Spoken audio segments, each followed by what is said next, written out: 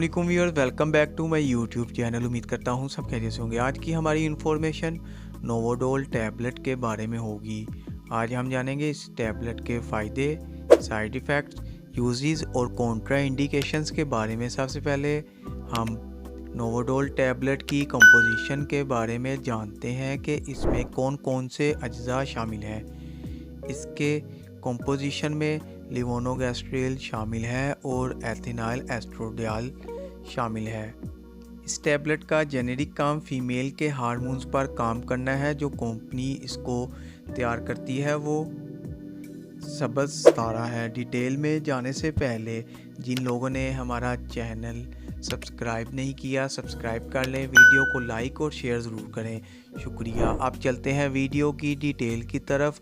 आप जानते हैं इस टैबलेट के फ़ायदे और जानते हैं किन किन मकासद में इस टैबलेट का इस्तेमाल